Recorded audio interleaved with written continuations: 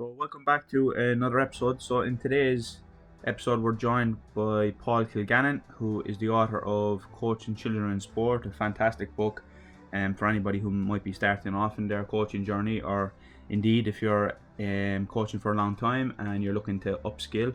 It has lots of things inside that you'll take value from. Paul is a coach for a long time now, and he's also a primary school teacher in Ireland.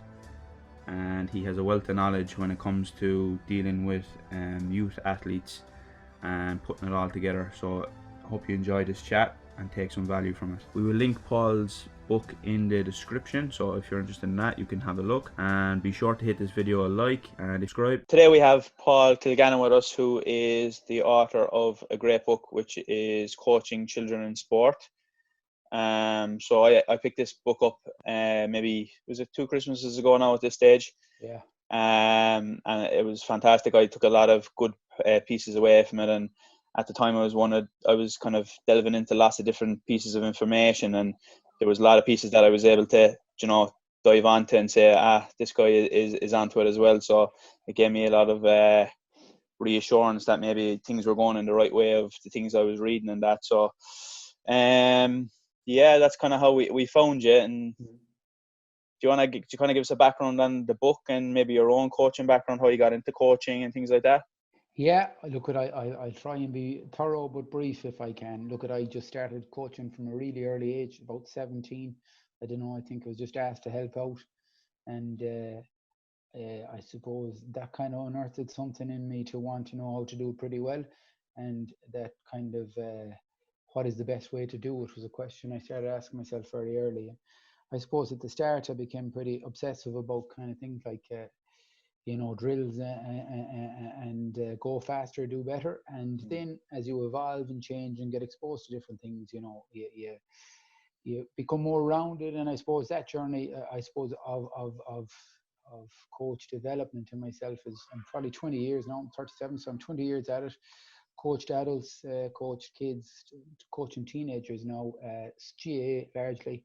And yeah, look, it's a big bad world, and it's I think the break is probably doing some of us no harm at all, just to realign and recalibrate and rehumanize. Sometimes I think sometimes when you're coaching, you're giving an awful lot of yourself away, and the servant leadership and there to serve. And as you go through your coaching, sometimes I say you dehumanize yourself by just giving yourself away so much, because it's probably not in a coach's nature to say no to things. So yeah, that's been it. Look, it's been great, it's been wonderful, it's been tough.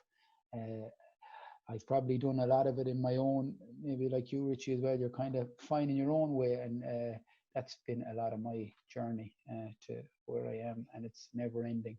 And I don't think it's ever a destination type place, even though I do dream, as I just say often, of being that old wise sage where you just say the right 3 sentences and everybody goes, yeah. But, I'm a good bit away from that yet. So, yeah, at the minute, I just coach my local under 16, under 15 teams, and that's what I'm interested in. That's where I think coaching is really important, that developmental age. I think there's huge influence around teenagers. I think we'll get them through kids, but when they start becoming more autonomous and thinking for themselves and everything like that, that's when the role of the coach really, if they're believable and trustworthy, there's a huge scope there, because they want it so bad, and there's a void there.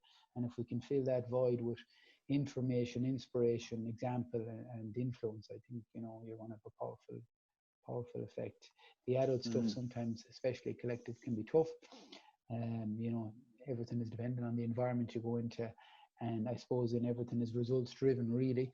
And you can go in and do a brilliant job, and there might be no results, and you can go in and do a very bad job and there might be great results. So it's a different space. Developmental coaching is where I'm interested in. And that's really a theme of the book as well, isn't it? The idea of like developing kids along that pathway and teaching them how to learn and about the game, the idea of why things are important, rather than being a dictator and telling them this is the way. It's about teaching them why and the correct path and things like that. Yeah, I think, like, you know, I suppose it's just about understanding. And even we can think back to when we were young, like there was such a drive there to every dream or every avenue or every future road was still open.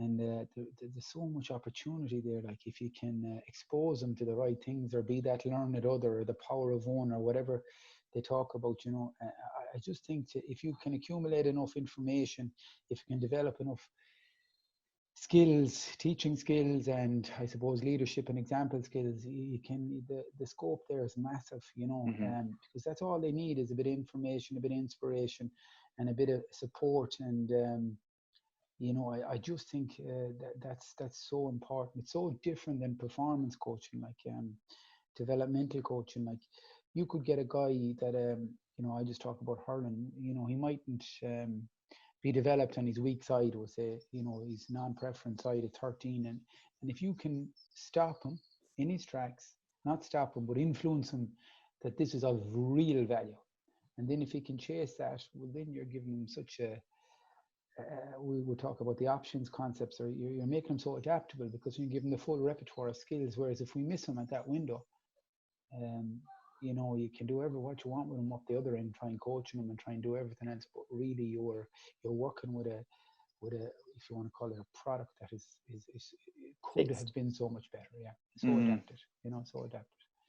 Yeah, definitely. The teenage group, though, it's phenomenal, because I think it reaches a certain point there where the transition happens to where they're choosing to be there with you, doing what you're mutually agreeing to come and do, as opposed to kids who are very much driven by, well, this is what my friends want, my peers are doing, or it's what my parents or significant others want me to do.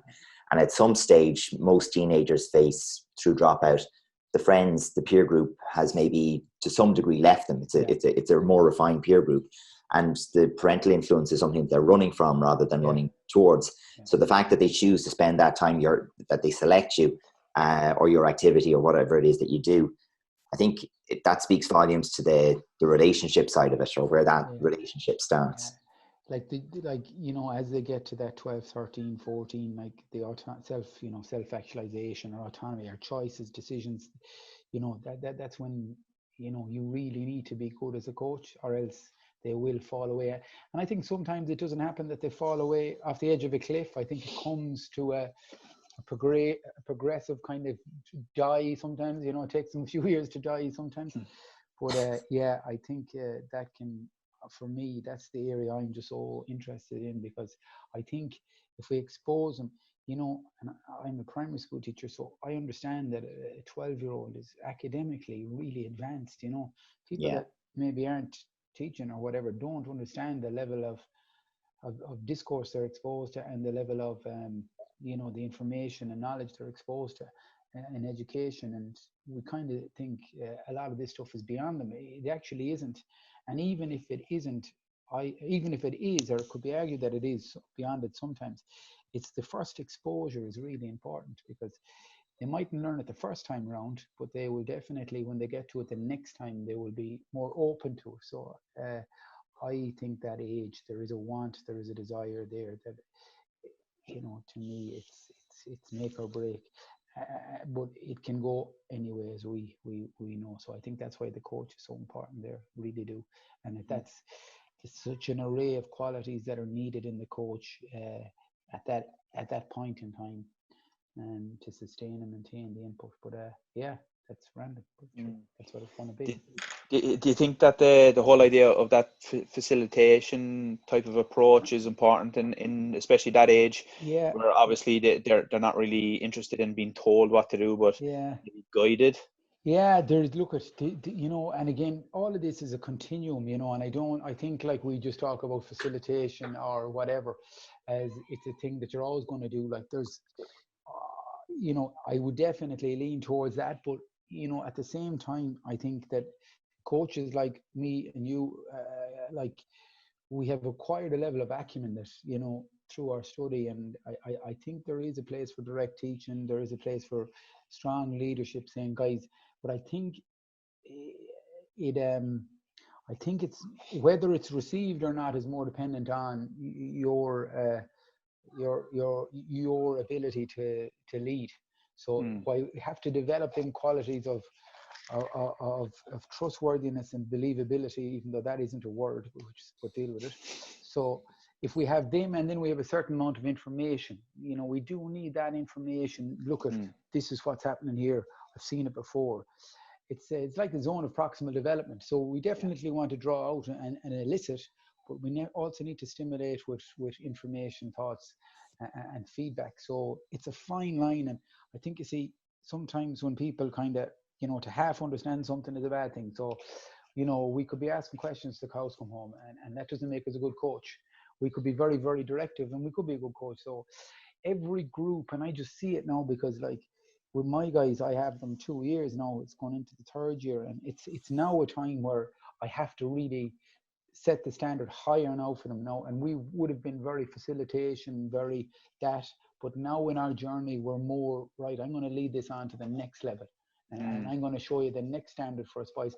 And when we get there then to that, well, then it'll be time for a consolidation, whatever you call it, consolidate there.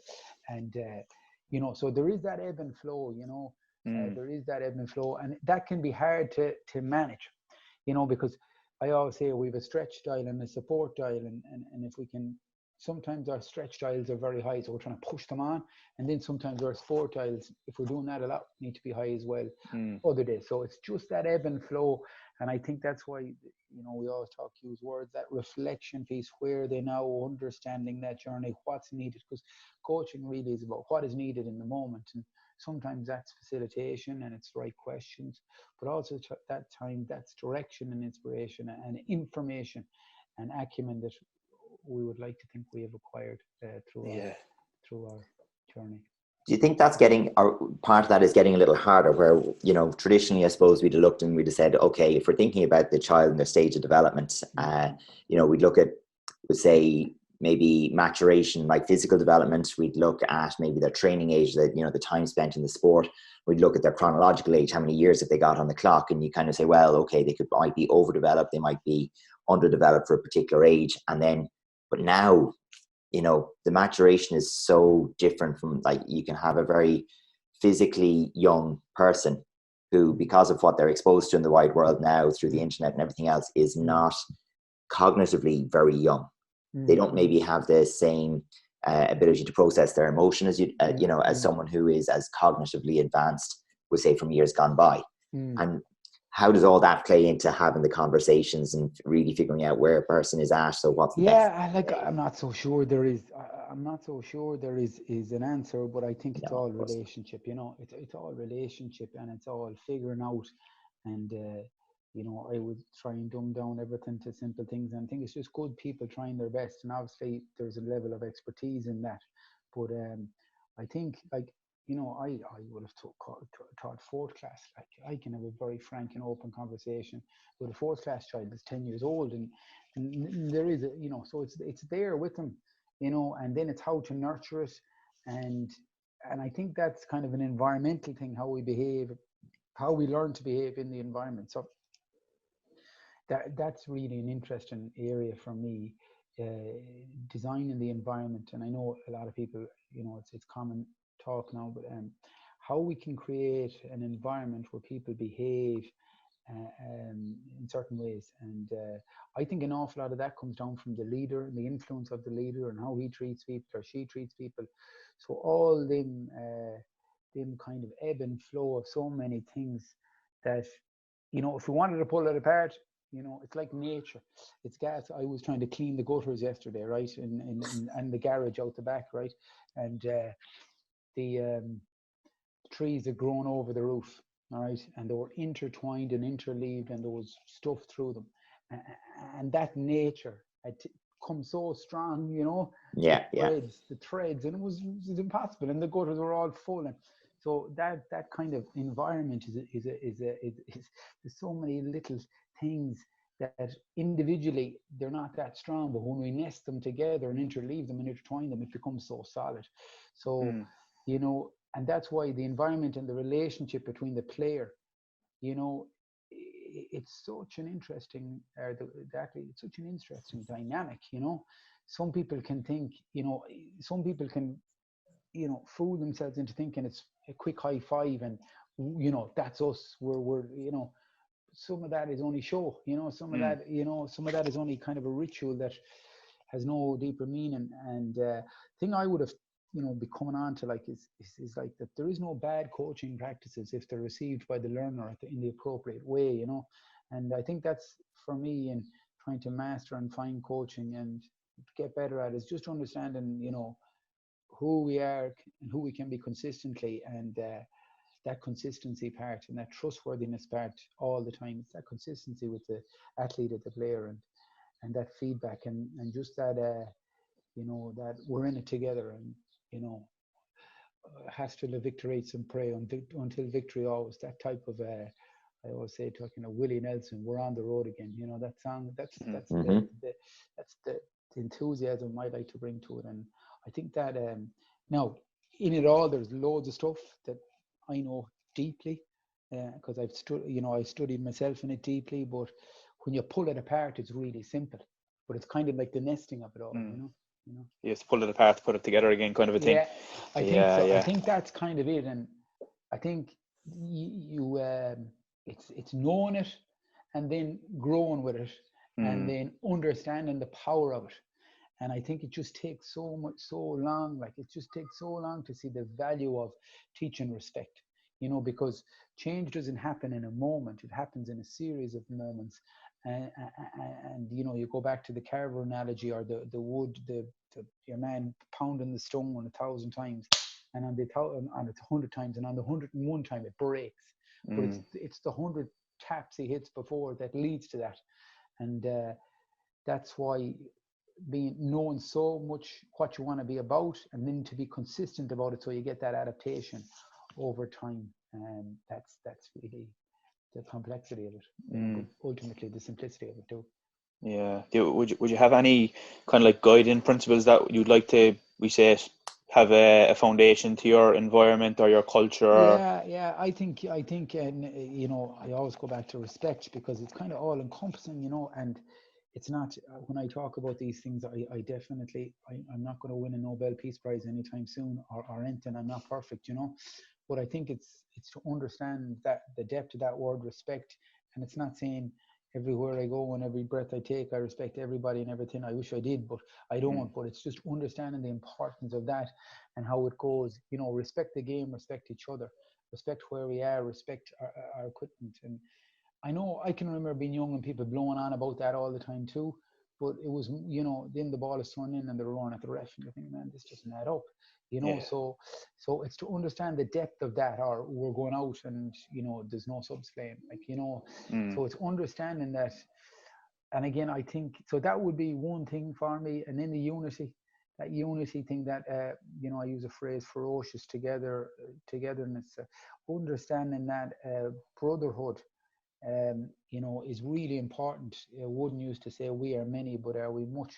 So like, if we had two teams in my team, like an A and a B team, there's no problem with A and B for me and grading and all that, because these are levels, you know. We need to give them appropriate challenge. But I would always see, like, how many of the A team are at the B game, and if we have a lot of them, then I know there's something there. There's a unity, there's a respect, there's a bigger picture, there's more than me in it, like, you know, there's the me and the we.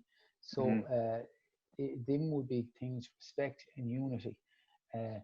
Definitely having a currency on effort, so being able to understand what effort is and being able to acknowledge it even in the absence of skill, you know. And then I think fun as well, or enjoyment, needs to be in it. And sometimes we get lost there, and I get lost there, because it's a fine line. Because if you start off a session on a fun thing, it can be hard to turn it into take it back. So, you know, I think the thing with fun and enjoyment is you have to put such a value on learning, that learning, and even your language, your articulation of it is really good. Who's the Seahawks guy, coach? What's his name? I can't. Seattle Seahawks coach. He's a grey-haired guy. I can't remember, but he's always on about fun. He's always on about, that's great fun. We love competing. We love to compete. His language is nearly convincing you. Yeah. So I suppose you could call it fun or enjoyment. Maybe enjoyment is a better thing. But that dial on fun in the environment is can be a hard one, because we need to get stuff done, because it's not really much fun going not reaching your potential, you know. So, and sometimes to reach our potential, we have to go to a level of deliberate practice, if we want to call it that. It's a fine line, I think, especially with developmental coaching. It's like you just can't try and beat it into them today and tomorrow. It has to be the understanding the length of the journey, and that's something you're always trying to figure out. But I think if you underpin it with respect and unity and effort, you'll be a long way there, because they are the corners. They're unquestionable. Like, no one can, no one. That's why people do it in the first place, I suppose, isn't it? Just to have that fun and to be there with a purpose, rather than just turning up for the sake of it. And then if you can get that buy-in of all those other valuable things, such as respect and things like that, it just comes together nicely. And I think that, like, for a younger coach, child coach or anything, and I think that's why it's really important, because most of your Taekwondo boys, so that's a skill-based thing, like, so hurling is skill-based, and it's not going to be much fun if we haven't the full repertoire of skills. And I think that's why the coach at underage needs to know what are the key skills we need to teach here, so that the joy, we need joy there all the time, but definitely we can have it there. It doesn't need to be all huff and puff and just work harder, you know. It has to be effort and strategy. So that's definitely in, you know, and I kind of work in clubs where they're trying to put in pathways, knowing what we want them to have done. I think we've lost Paul a little there, have we? Are you gone there, Paul? The sound is gone. I don't know, did you pull the cable out or something? Am I there? You're back. Back again. Am I there? Yeah. Can you hear us? All good? Paul is muted, isn't he? No, he's not. One second now.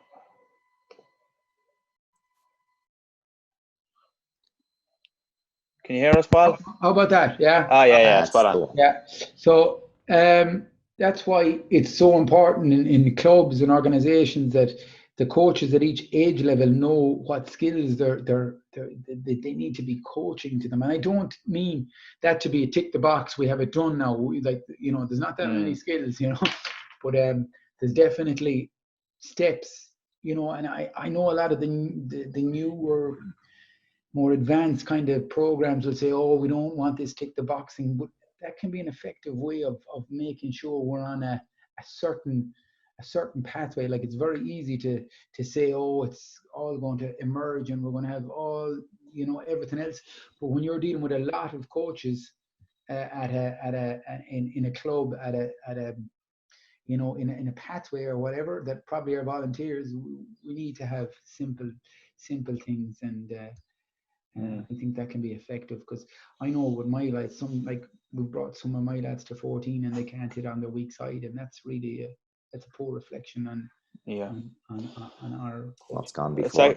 It's actually something that we talked about, Adrian, recently as well, the whole idea of believing with the whole idea of like skill acquisition and constraint-led approach and things, that you kind of really need a basic understanding of the game that we're trying to prepare for, and just definitely, with having that foundation understanding of what we're trying to achieve and what skills we're trying to develop here, is a difficult place to start with. Like, you need to kind of have that reverse engineering mindset, really, of knowing where the end point is.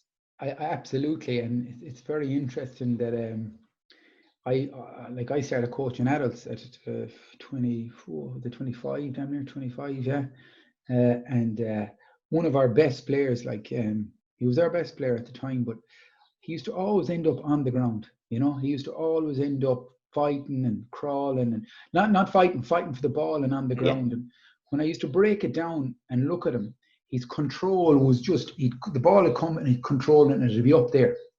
So he's literally, the precision wasn't there in his touch, if you want to call it like that. So now that I know that, because I seen it up top, I can say, guys, we need this control. It needs to be underneath the knee. It's that precision is how you win. That's where it is. And then when I know that, I can recognize it, and my message or my cueing can become really deliberate and purposeful. And I suppose the way I deliver can become authoritative because I'm talking about something from experience now. Yeah. So, and again, we can put a story to it, and when we can put a story to it, and then that's why I say when a coach can be believable and trustworthy, well, then you're on a winner, because I'm not so much sure it's they're going to hear all this jargon all the way, all the way up. It's the same stuff we're all talking, but if we can deliver it with a bit of authority and a bit of story and a bit of clinicalness, I think it's cool. It's often been said, you can hear something from your coach, and once you hear it from another coach, all of a sudden that you start to listen. And it used to drive me mad early in my coaching career that I could be saying something all year, and then they go to one seminar, course, workshop, training session with another coach. They say the same thing I've been saying, and all of a sudden it's gospel. And eventually I learned to realize that's, sometimes people need that confirmation until they haven't seen it proven to themselves yet. But there are many ways that they could experience it themselves. They could see confirmation from their peers or a group of coaches, or it could come to them however it comes to them. But once they start to believe it, then they're willing to take action on it. So what do they say? Belief in what we do is more important than what we do. That's what they say, and I would definitely think that. And I think a lot of that on session design, because so many people are getting, we can make things so complicated, and sometimes doesn't mean it's the most optimal thing. Like, I'd be a believer in repetition of basics, because I just think you need so much of it. So sometimes we're trying to design way fancy sessions that mightn't have anything to do with with where it's going. It might be activity, it might be an intelligent activity. And I always say too, especially if we're only getting them once a week or twice a week, we really need to get into the the need to do's and the nice to do's. Maybe when we go 4 days a week, we can do some nice to do's as well. But if we're going only 2 days a week, we need to be on the money. And that kind of, one of the things I really enjoyed in the book actually was the whole idea of the principles of the game, and kind of basing a lot of things on the principles. And anytime you do have a mini game or whatever, you're incorporating all the same rules and things like that, So like, again, it's almost like what you said at the start. You were saying about you picked up the book and you came across the likes of me, who was thinking a lot of the same things as you, but you hadn't really known, was there someone out there thinking the same things? So I was really, a lot of the time you think you're making this up, but there's so many people out there. So I started thinking of principles of play, like, so everything must be, based off a principle, or and the principle must be adaptable to any domain or discipline, Universal. So so then as I looked into team play, and it's all in soccer, and I didn't even know they'd been at this, like in rugby. The rugby is so good at this stuff, but I started just applying it, like, if one will do, don't choose two, break to speed in possession, and they were my cues. And then as I started, I actually, at 25, when I go back and I see a lot of the principles we used to have, they're the exact same as what I know to be now. If the ball goes into the full forward line, it must stick. And we put an awful lot of training into that. And so now we have it down in my team to 7 principles. That's what we have, principles of team play, around space, around movement, around making mistakes, around body language. And then we have skills and principles. And then we have what we call foundation stones, which are the bedrock to everything. So we have it down pretty simple. We have 4 key skills, 7 principles, and 15 foundation stones. And then that allows the repetition throughout the game. So when we play the game, then the feedback, or the vernacular, the language used in the game, is very specific to our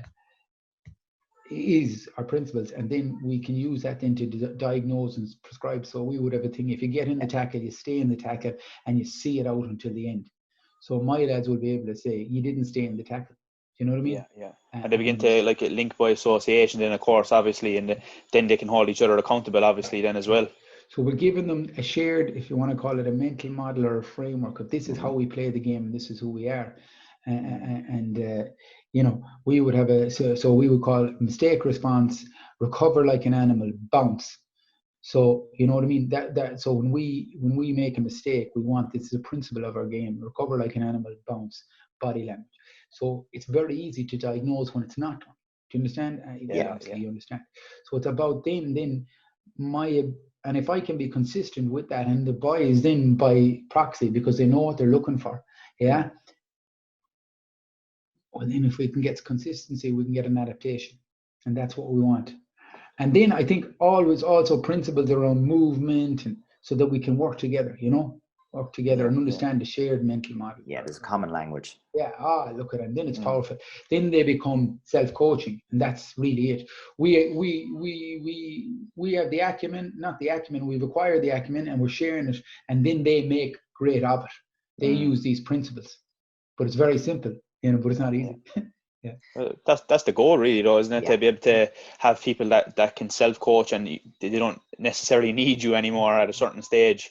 That's the kind of the goal of all coaching, really. Yeah. So I would have seen quite advanced teams that have very basic principles, and the synchronicity that follows these basic principles is amazing. You know what I mean? But I think people would be disappointed if they've seen what is actually the simplicity of what's underneath it, No secret sauce. Yeah, they see these amazing goals and think, wow, these fellas must be they're not. They know exactly the most important things. They have it in their they have it in their language. They practice it. They look at it when it doesn't happen. They analyze, diagnose, prescribe it. It's just that repetition of, it's just that repetition of it. And then when you have a skill level then, and you have the principles, well then the structure delivers the function, and they become self-organizing within those principles, if that's to link it into what we know in skill acquisition. And that's the way I see it. Like, I know there is a lot more intelligent people than me, so I never make myself out to be an expert, but sometimes if you can't explain it really simply, you're kind of, you're not there yet in your understanding. No. Yeah. But no, I could have oversimplified it too. I don't know. Paul, have you ever watched the film Coach Carter? Yeah. I think that your last 2 minutes there of a chat, I think, just explained the plot of that film entirely. Yeah. So if anyone watching this hasn't watched that one, that's a nice quarantine movie to watch, and give yourself a few ideas on simplicity of language and self-expression and so on. Yeah, and I think, if you go into that film, it becomes, at the start, it's so straightforward, It's so be on time, run to the line, don't ask questions. And that simplicity yields complexity, you know what I mean? Now, obviously, he's an authoritarian leader at the start, but at the end, that's probably what they needed. So they needed that figure so that's why coaching is it's very hard to categorize sometimes, because it's what's needed at the time. So this year with my team, I needed to be a bit different than I was last year, because the group needed something different. The dynamic changed because we mixed two age groups, so there needed to be a bit more leadership in it, and that's the full spectrum of coaching. That's the full understanding, that ebb and flow. What's important now? These are my principles. This is what I believe in. This is what happened. How can I apply it now? Definitely. Something that you kind of brought up as well, which ties in with that, with the whole idea of the team being accountable and things like that, is reflection. And you were talking about how you use your planning to document it and reflect. I think that's actually very important, and it's probably something not a lot of coaches would do. Yeah, you see, the thing about it is it's probably like everything. It's the most effective things can be hard to sustain. Like a reflection is so simple. It makes so much sense. If we put, you'd nearly be rambling down a phone to a lad for an hour, but to sit down for yourself every week, every night after training and do 7 or 8 minutes is nearly hard to do. Yeah. And I think so much of that conversation and that talk after training and rambling and what do you think of this? It's so inefficient. So if you put a bit of a structure to it, and learn from it. So it's everything. So it's just look at reflection. again, it's a fancy word, but it's as simple as saying what's working, what's not working, what needs to change, what do I need to learn, who do I need to talk to.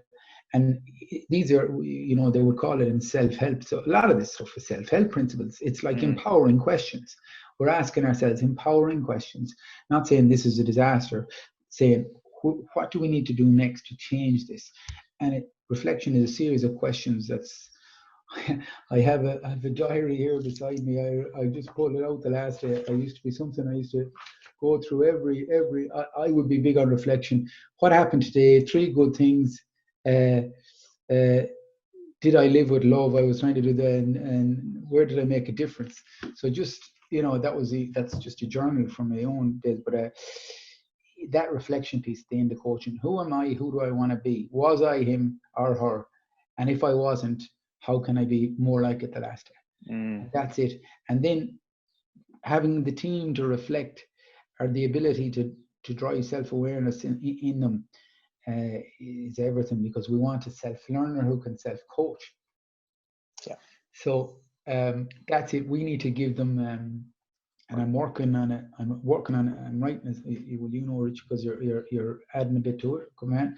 I'm writing a book for teenagers for self-coaching in sport, and like that reflective part or the journaling part is everything. I've actually put it into the 2nd chapter. It's called Journaling the Journey, because it's everything. How can we get better at getting better? And the best system wins. And that's what it is. Like, it's just one big long journey of, like, we've been talking to other people in different fields and stuff, and that theme of like failing forward keeps coming up again and again and again, and it being like a pathway to progress, and that kind of brings us on to the idea of coaching as a competition. It was one of the things that I liked from the book. It was like the whole idea is a learning competition. Yeah. So we again, language is really important, and it was Michael Jordan said my best thing was that I was coachable. I was aggressive to learn. Was a phrase. So I think phraseology is really important, because Vern Gambetta would say words create images and images create actions. So how we phrase things is important. So we would talk about being aggressive to learn, and that sport is a learning competition, and so we're always looking to learn. And one of our foundation stones is truth seeking. So we're always looking for the truth, the truth of the matter. We didn't lose because the ref didn't give us a free here. We lost because boom, boom, boom. So that's a mindset, So we have the learner mindset. I've written here behind me, if I turn around. Well, I can't see it there, but it's the difference. It's something basically saying about the learner mindset, like as in the expert. It's like saying, beginner mind. Yeah. So we're always looking for that. And look at, as much as these principles transcend every domain. If you want to learn the guitar, it's like, how can I accelerate learning? If I want to be whatever, develop a relationship. There's so much feedback out there for us that if we can use it, brilliant. But if we go into, self-preservation mode, we'll never learn it. And we're designed to self-preserve. You see, that's our human instinct. And so it's about getting out of our own way. This wise. Yeah, well, I mean, an interesting point that comes up from that is the kind of things that you can do to put yourself back in that beginner mindset or that learner mindset. And I know Richie's recently started training in Brazilian Jiu-Jitsu, like going back to the, basics, and try to, when I'm setting my goals for the year, it's not like New Year's resolutions, but I'll try to learn something new, some new skill. And I think the biggest benefit is not the skill that you learn, it's the fact that you have to go back to the beginning and find your mentor, find your expert, find your way to approach the topic, and remember what it's like to be lost, in the deep end of a subject that there are already experts in place, and there's already people who know much more than you.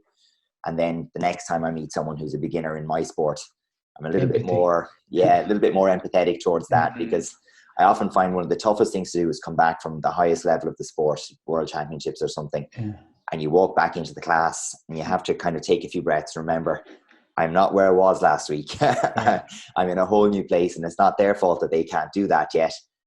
Let's do something really just relaxed, engaging, get the activity up. But I think, that beginner mindset is it's huge from an empathy point of view, as you say, as well.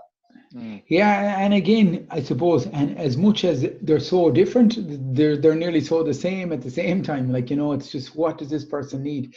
The interesting thing is to remember, they reckon as you age, if you can learn a new physical skill, it improves your cognitive fidelity as you age, or something like that. Or learning a new physical skill, so it's one of the best ways to stay young. But yeah, I think, like, when we automate things, we make them. We sometimes we believe they're to be simple or easy for people. But yeah, having empathy with the learner is hugely important. And that, that if we go to player centered or need centered approach to coaching, that's really an ethos that you have to carry with you, or try to. And then reflection is basically tells us when we're not doing it. But yeah, it's coaching is an interpersonal relationship.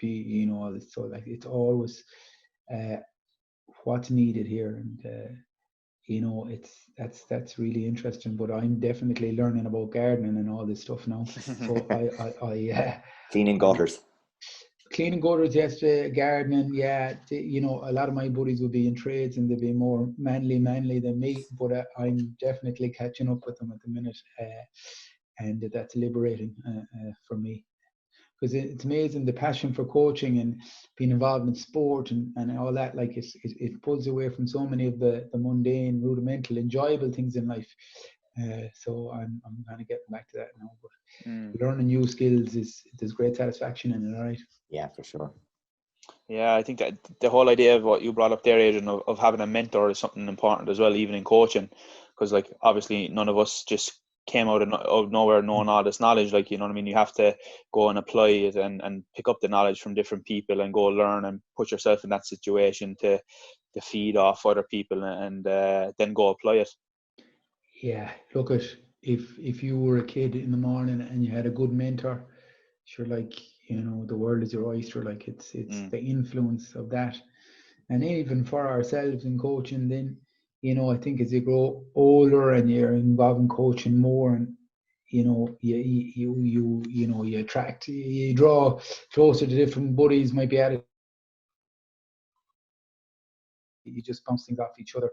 It's vital, because a lot of the time it's like we're just nearly, I give you advice that I need to hear and you give me advice. It's the same advice, it's literally, it's very easy to tell somebody, this is it, but it can be very hard to do it yourself. Yeah, definitely. When you hear from someone else, it makes so much simpler. Like, say if you're getting ready for a big competition and next thing you don't perform in the day or whatever, and you're pulling your hair out, he's going to say, look, you prepared your best, you ticked all the boxes, it didn't go your way, reflect, learn, focus, go ahead. And you're going, oh yeah. But we preach what we we preach what we need or something. But yeah, the having the few heads around is brilliant. There's a community of coaches kind of spirit to that then as well. Like, so, I mean, I think that's been part of the evolution. I think I would have gone through a series of mentors to where it was good to have one person to confide in who knew all of my BS background, and and I kind of knew where we'd know where we'd stand. But over time, as your depth of experience, at least, if not necessarily your depth of knowledge, grows, it's kind of that community of coaches then becomes, I think, more and more valuable. I think as well, part of the early days is not being willing to share. You figure something out that someone else hasn't, and then you're afraid to give up some critical bit of advantage. And you realize have this drill. you realize what a small fish you are, and how many other versions of that drill there are. I think that's it. Like, and I suppose part of that is not taking yourself too seriously, like, as well, and that comes with, I suppose that comes with your composure, comes with confidence and knowing yourself, and all that. But it's you see, it's gas, like, because sometimes in coaching we are so big. It's like saying we're too busy training to practice. Sometimes in coaching we're so busy doing it that we just don't have time. Like, I know some of my buddies are the sharpest minds in this, and we've often talked about having a reading club in every club. It can be hard to get on top of all that. I definitely think this is great for people, this time, to be honest, for people that have been busy coaching. And like, some people are they're 5 nights a week on with it. Like, it's a serious some people are putting so much time and energy into coaching. You know, it's amazing.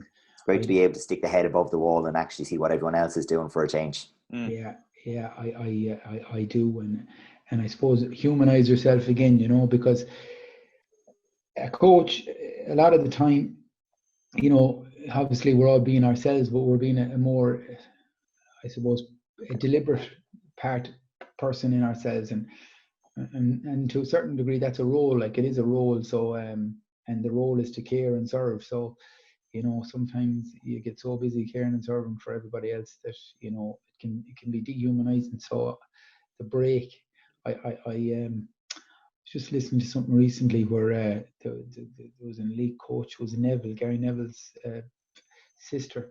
She was on about what one piece of advice, and she said take sabbatical and from coaching. And I thought, wow, yeah. I thought, geez, maybe this is a sabbatical, you know. Yeah. I think it's no harm. I think it's no harm. Definitely gives people time anyway to, as you said, reflect and think about different things, and maybe read on something else that you not too in depth in knowledge wise and things like that. So it's definitely a great opportunity, and even like things like this, being able to talk to other coaches and share a bit of information and things like, you know. Yeah, it's fantastic. Yeah, fabulous. You're really good at asking questions, Richard. Hit me with another few there. Go on. Great. Advice for new coaches. What would you say? Advice for new coaches. Well, I suppose you have to start asking questions, empowering questions. So you don't need to know more to be better.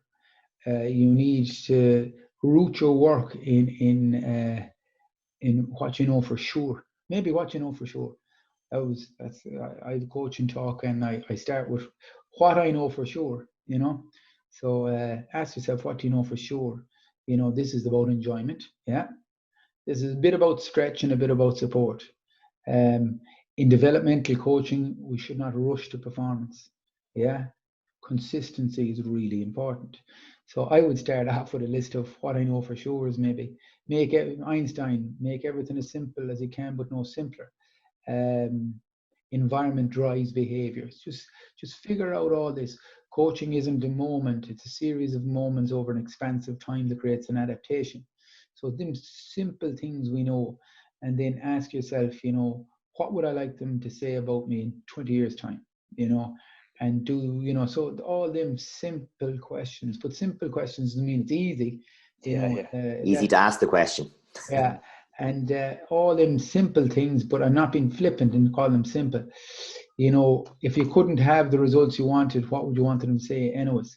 And, you know, I think understanding influence is an important area to start too, like the power of the leader. You know, I used to remember when we were young, like an odd coach would come in bad form, like, you know, we'd all have to suffer. Like, it was so egotistical, like, you know what I mean? Like, it was so crazy thinking back. And they were good people, like, you know, they weren't bad people, but just understanding that, like, your role is to lead the people you're influencing. If you can't do anything else, just be kind and be nice, and, you know, start there. But, simple questions. Get it down to know your game. What are the key skills at the age? How do I coach them properly? What are the cues, key coaching points? Is there principles if it's a team game? What are the simple values I want? And that then after that, I think, do they say about coaching, you spend the first year thinking you know everything, the next 10 years thinking you know nothing, and then at the end of it, then you know a bit. But I would definitely start with simple questions and be kind to them, be nice to them, and don't force. You can't force excellence. You must facilitate it over time. You might get a overreaction, underreaction. They might be able to do it in that moment, a training effect, just because you forced it, but you're going to lose something long term. And that's a love or a joy or whatever, which is ultimately what we want them to do. I say we want them to become students of the games. In order to that, we must be a professor. Boom. Nice mic drop moment. Yeah, that was nice. I think so. Yeah. One thing that you would change in coaching, Paul, what would you say if you had to change anything, or maybe something that you're not a big fan of? One thing I'd change, I think there is too much competition. I think there is now this is in certain areas, like would say for argument's sake, last year I was under 14 coach and we had 7 championship matches in a row on Monday nights, and you can be really well set, whichever way you want to be, and really well formed as a coach, but that's still a pressure environment, like. So I would probably have less competition. I'm not saying I wouldn't have competition, I definitely would, but this relentless bang, bang, bang, bang, we're preparing for this now, that's anti-developmental. And you can talk about whatever you want about coaching philosophies and everything, and every philosophy, I'm not saying they're wrong, but by degrees they're only measured against the moment in time when your next thing is in front of you. So like, it's very hard to be a developmental coach if you have 7 championship matches in a row every Monday night.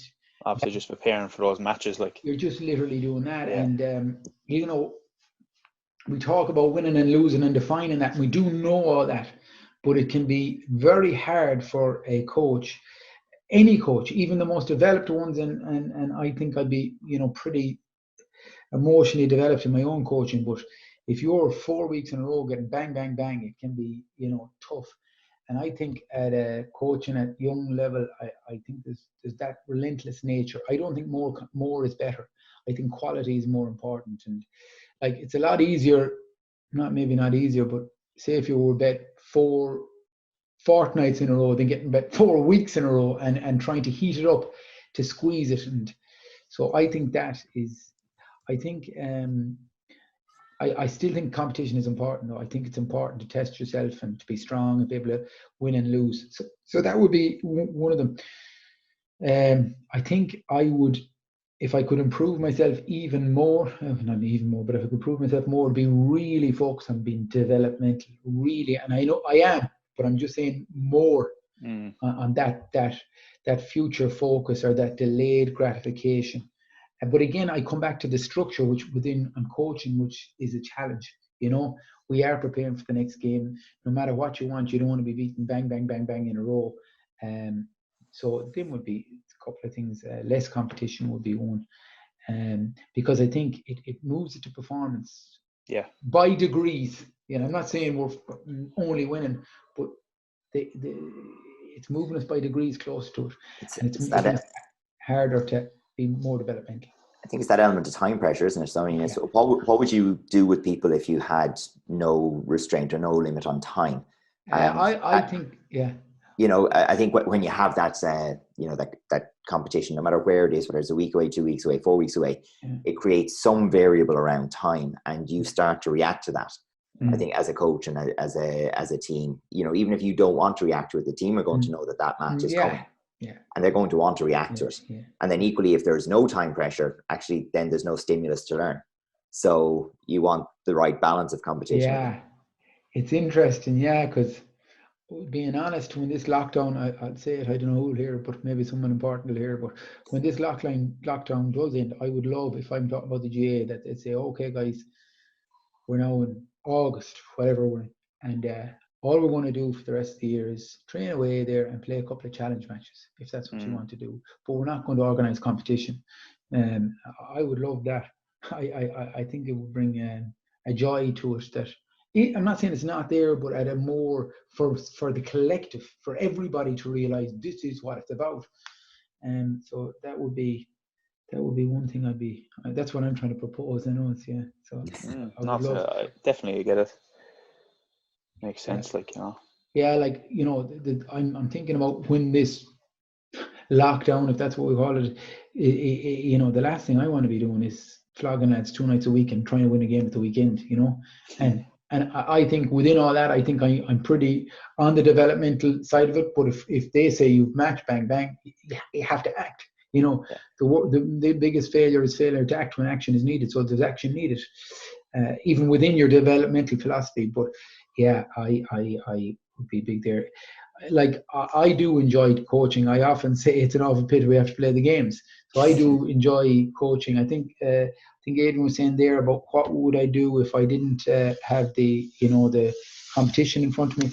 I think I'd be looking at the craft deeper, the craft of the skill a bit deeper. And I know we have perception and action and coupling and all that in game space, but there is a nobility or an art to the craft that sometimes we don't get to go deep enough because the competition is the next day, and analysing the of course, like the competition actually structures a lot of the game as well itself, doesn't it? In terms of, like, for us anyway, like, it dictates the rules that set dictates of how we train and the efficient ways to go about it, and developing bang styles. for your book, yeah. And I think there's probably, we need to go wider at the start, maybe, and maybe the competitions don't give us that time frame to go really wide into the.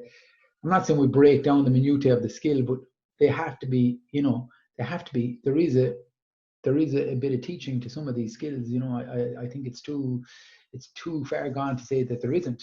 We have to be able to, say, look, that's good, that can change. How can we work this?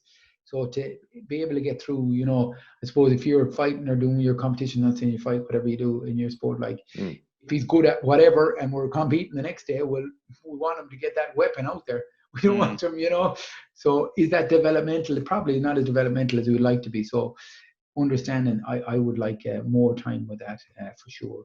And I think that gives them that nobility of that student of the game. And I think that will sustain them longer if we get longer at that, to make them really students of the craft, There's an interesting question here as well. This will probably resonate a little bit more with you because of GA in particular, with on the sidelines and things. But the whole idea of parents when it comes to development and maybe like being over focused on results again, like we just talked about, and the whole idea of maybe parents trying to force on children and living through their own eyes again. Like, it's a tough one because it's a huge part of it, and I suppose as a leader you can only really look to influence it, and I think everybody needs coaching. Sometimes mommy and daddy need coaching, and like that's part of your job. How can I influence this a bit better, and can I show people a better way? And I don't think it changes overnight. And I think we want it to, and it doesn't. So I think, the team over time will become an extension of the coach, what they believe in, and they will play, if they say, well, that's a Richie's team, like that's what he believes in, and they always have this element to them. And I think then by proxy, the messages you're getting into your kids over time will seep into the parents over time. That's not how we behave. Now, that journey can look boom, boom, boom, boom, boom, boom. But I think it flattens as it goes on. And beginning of year meetings and hard questions, again, empowering questions. We would start with our meeting at the end of the year. Well, what does a good parent look like?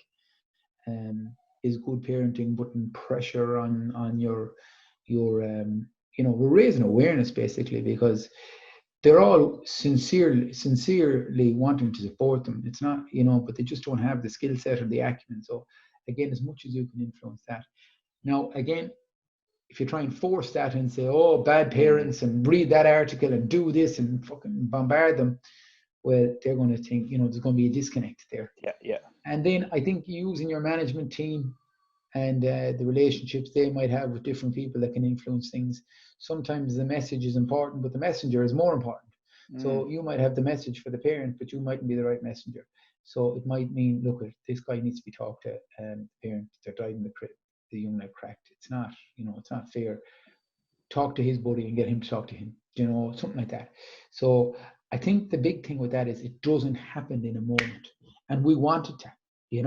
And sometimes it gets better and then it gets worse again, and then we go, but that's the nature of it's the non-linearity of performance. So if we look at it from a coaching perspective, this is what good looks like, and you even agree with me, this is what bad looks like. There's no parent going to say like that a good parent stands on the sideline, roars in out at the referee, and roars in at their young lad and views them. There's no one says that in the Colai today, but yet it presents like that. So I think building a mirror or building an example of what is good and then being able to compare it is an important thing. But look, you can get a particular type of parent group that can be really tough. And it's the same principle of improvement by degrees. You know, again, you could be the best coach ever dealing with parents, but you could have the hardest parents and it'll look like you're a disaster. Whereas you could have the best parents and you could be the worst coach dealing with parents and they look great. So it's like it's a bit of a talent thing, you know, talent pathway of players, talent pathway of parents, coach, you know, that's it. Yeah, definitely. So yeah, is there anything that you want to ask, Adrian? No, what I was actually just ruminating on there is the idea of the parent is you're turning them into a resource rather than I suppose really leaning or figuring out how you can actually turn the parent from potentially a distractor, potentially a negative influencer, to becoming a resource and a contributing influence to the whole team spirit there. And I was actually quite taken with what Paul was saying about sometimes it's not about the message, it's about the messenger. I think that resonates quite well, because I suppose from our sport, Paul, very often the coach is the manager, is the everything, and that can be the way sometimes. And so it often doesn't occur to us that the messenger could be the problem. So you might have the perfect message and the right thing to say to people at times, but that and it can be hard as a leader, because you see, we're putting so much time into kids, like, and we've 30 of them or whatever many of you have. Like, it's so hard to be dealing with everybody, you know. And sometimes you would definitely want to build a relationship with parents, but you might have time. You know what I mean? Like, literally, you have to coach them. It is here and now. So, and then sometimes you can send any amount of letters or emails or video clips or anything, but they're so busy and they're so wound up in their own worlds that it's they're not even it. So I think the influence over time, I think with parents, it's just about consistency. Like, it's about the example you set over time. And I think eventually the parents or the kids, if you coach them well, will nearly turn and say, look, you're full of piss rogues, like you're full of rubbish, you know. So I think making them the kid to a student of the games, that they have that acumen, will improve that as well, you know. Everything will improve it. It'll be like the nature again. It'll be all interleaved and intertwined. Yeah. That's what we talk about. Basically, everything we talk about today kind of reflects on that development of a long-term approach, really, doesn't it? Like, nothing happens in a day. No, and I think that's probably one of the things that damage us in coaching. We want instant gratification. We want a linear improvement, and it's just so non-linear. It's so setback orientated. The road to success is laced with failure, be it technical failure, breakdown, whatever, result-driven failures. And again, that's why the holistic nature of the learner mindset, the ability, the resilience, all these underpinning things, give them the capacity to access the talent. And if we don't underpin that with a work ethic and an ability to react or respond, I suppose, to failures and setbacks, that's everything. So again, coaching really, if we look at it, is giving them the foundation for their natural skills, if you want to call them that. They can only come from this foundation, and it's about that foundation. And in order to deliver or help build that foundation, the coach's role is so vital. Is so vital. Absolutely. Well then, Paul, that was a great summary, wasn't it? Just tied it up in one. I think we did all right there. Geez, you're really good at this, lads. We've got a late show yet. Jeez, yeah. Because it's not easy, I'd say, asking questions. It's easier rambling. The harder part is learning when to shut up and let the other person talk, you know. Well, it's hard to know. Yeah, it's hard to know, because I like rambling. I actually find these things kind of therapeutic, you know, because it helps you.